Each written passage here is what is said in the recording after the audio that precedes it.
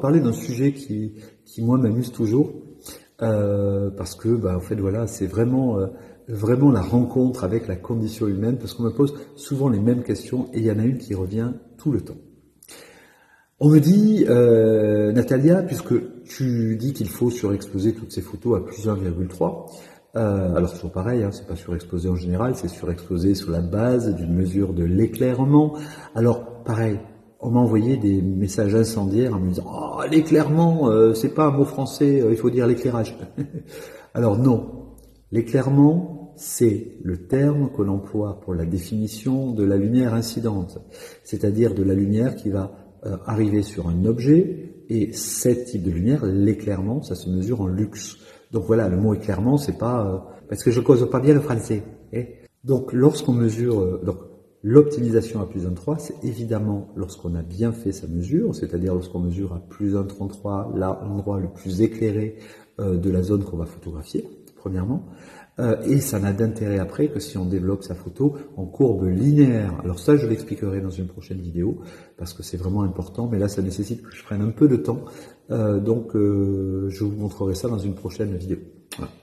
Et donc, si vous faites ça, voilà, vous collez au mieux à votre plage dynamique. Mais bon, ça, je ne vais pas revenir sur ce sujet. Vous retrouverez des Sakura Flash consacrés à cette question-là. Et puis surtout, vous pouvez lire mes livres, hein, où c'est écrit, et vous avez tout le temps de les lire. Mais voilà, donc une fois que les gens ont compris l'intérêt d'optimiser à plus 1,33, en général, tous cherchent une solution pour que ça soit rapide, facile et automatisé et qu'on s'emmerde pas avec ça. En réalité, c'est l'éternel problème de tous les êtres humains, c'est que vous cherchez sans arrêt des solutions pour que ça aille plus vite et que ça soit moins fatigant et que ça vous fasse moins réfléchir. Enfin, bref, donc la plupart des gens me disent « Oui, mais Nathalie, bon, plus 1,33 c'est cool, mais comment je peux faire pour que mon flashmètre mesure tout à plus 1,33 ?» Et alors là, je fais une vidéo sur ce sujet-là. Non, parce que le flashmètre, il est là pour mesurer ce qu'il y a. C'est comme un thermomètre. Si le thermomètre te dit que tu as 40 de fièvre, eh bien, tu as 40 de fièvre. Tu vas pas lui demander de t'optimiser le truc pour que tu aies 37. Le but d'un outil de mesure, c'est de te donner la mesure. Et donc, il n'y a pas de moyen que ton flashmètre te donne une mesure corrigée. Voilà. Donc, il faut faire ton petit calcul. Voilà. De la même manière, alors on peut faire une optimisation sur l'appareil photo, on peut demander qu'il y ait une correction d'exposition à plus 1,33 de toutes les photos qu'on prend. Sauf que, bon, premièrement, ça ne vaut que si on a fait une mesure, hein, pas si on travaille avec le posemètre intégré de l'appareil photo. La mesure sera fausse, donc la correction sera inadaptée. Mais surtout, la correction d'exposition, c'est un peu comme quand vous montez la sensibilité, quoi. En réalité, la correction d'exposition, c'est on demande au convertisseur analogique numérique, donc il y a une espèce de petit système informatique qui est à la sortie du capteur numérique, d'amplifier le signal, c'est-à-dire de mettre un peu plus d'énergie, d'électricité pour amplifier le signal, et donc vous avez une image amplifiée à hauteur de plus 1,33 IL, mais en réalité ça n'est qu'une amplification, comme si vous aviez monté la sensibilité. Donc vous allez dégrader la qualité de votre image. Donc ça n'a aucun intérêt.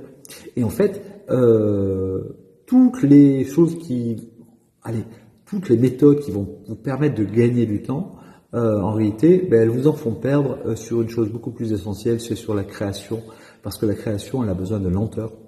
L'envie, le désir, le fait que surtout vous allez vous accoutumer à une scène et puis visualiser ce que vous pourriez améliorer, corriger dedans, que vous réfléchissez, que vous êtes obligé d'attendre parce que moi par exemple j'attends à chaque shooting parce que il faut attendre que le coiffeur ait fait son travail, le maquilleur ait fait son travail.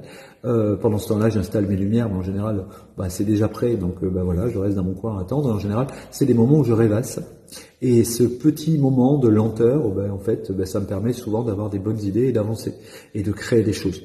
Bien en fait, si vous passez un petit peu de temps à faire votre mesure et à calculer votre optimisation, je sais pas, vous mesurez par exemple votre flash à f8, vous savez que optimiser, il faut enlever un diable, donc ça fait 5,6, moins un tiers de diable, ça fait f5, donc vous devez régler votre appareil photo f5. Donc la lumière sera surexposée de 1,33 par rapport au réglage de l'appareil photo et vous aurez une optimisation. Ou bien l'inverse, vous êtes en extérieur, vous êtes en plein soleil, la lumière du soleil à midi c'est f16, quand il n'y a pas de nuages. Donc vous mesurez f16, donc vous savez que vous allez régler votre boîtier à f16 optimisé, ce qui fait un boîtier réglé à f10. Voilà. Mais ça c'est, en fait, en réalité, souvent les gens me disent « Oh, mais Natalia, comment fais-tu pour calculer aussi vite ?» Parce que je calcule tous les jours depuis 27 ans, alors... voilà, au bout de 27 ans, les calculs ils deviennent rapides, mais c'est surtout, en réalité, la première année où j'ai appris ça, j'ai su le faire, parce qu'en fait, j'avais pris l'habitude de le faire. Et donc, en fait, je calcule plus vite que plein de choses et plein de gens, parce que j'ai l'habitude de le faire. Et si vous prenez l'habitude de le faire, vous allez vous rendre compte que vous allez avoir des méthodes de travail qui font que ça va bluffer les autres, parce que souvent c'est le cas. Hein, les gens ils viennent dans mon studio, ils m'ont jamais vu travailler, et puis ils me voient. J'ai placé ma lumière, je fais un coup de flash, j'ai mesuré, je corrige mon appareil photo ou je corrige le flash en termes de puissance, puis je fais la photo. Et en général, je suis en connecté, vous savez, mon ordinateur est connecté à l'appareil photo. Dans les 3 cas, j'ai pas regardé mon écran et je me tourne vers mon interlocuteur ou la personne qui visite le studio et je lui montre l'écran. Je dis voilà, tu vois, je t'avais dit que je ferais une photo avec, je sais pas, un fond noir, un fond bleu, un fond vert, que le modèle serait éclairé comme ci, comme ça. Regarde, c'est apparu. Et les gens sont bluffés parce que mais comment fait-elle? Elle n'a même pas regardé son écran. Eh bien, c'est simple. Hein, moi, j'ai pas commencé en numérique, j'ai commencé en argentique, donc il n'y avait pas d'écran. Donc, on prend l'habitude de pas regarder quelque chose qui n'existe pas. Mais en fait, c'est cette lenteur, ce temps, qui m'a permis moi de faire la personne que je suis et surtout de savoir faire des photos vite, bien, sans retouche. Et c'est marrant parce que alors que c'était la règle naguère, hein, c'est la retouche, bon évidemment ça existait, c'est aussi vieux que la photographie la retouche. Hein. Je crois que les premières retouches photographiques, elles datent de 1830, c'est-à-dire entre 3 et 5 ans après la création du premier daguerréotype. Voilà, la première photographie réalisée par Nicéphore Niepce, entre la première photo et la première retouche, il s'est passé 7 ou 8 ans. Donc autant vous dire que c'est aussi vieux que la photographie. Mais inutile de vous dire que si on pouvait s'en passer, parce qu'à l'époque c'était beaucoup plus compliqué que ça l'est maintenant, on s'en passait, et on s'en passait vraiment. Et moi j'ai toujours appris à tout faire pour devoir s'en passer. Et donc voilà, donc c'était la norme, hein. La norme c'était de faire des photos le plus qualitatives possible, qu'on envoyait directement chez le tireur pour qu'ensuite elles soient imprimées.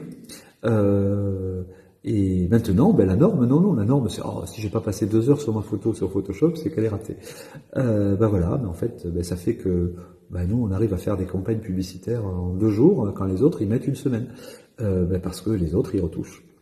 Voilà, réfléchissez-y les amis, la lenteur, la réflexion, la bonne maîtrise de la technique, le fait qu'il n'y ait pas d'automatisme qui vous calcule l'optimisation à plus d'un 3 ou je ne sais quoi sur votre flashmètre, tout ça, c'est plutôt bien. Ça vous laisse du temps. Le temps, c'est la denrée la plus rare de notre civilisation actuelle. Avec des systèmes qui optimisent nos performances, donc nous sommes devenus tellement performants qu'on n'aura même plus de temps pour nous. Eh bien, c'est justement ce temps pour nous qui fait les artistes, qui fait les créateurs. Prenez le temps, les amis. Ne cherchez pas de biais pour que ça aille plus vite.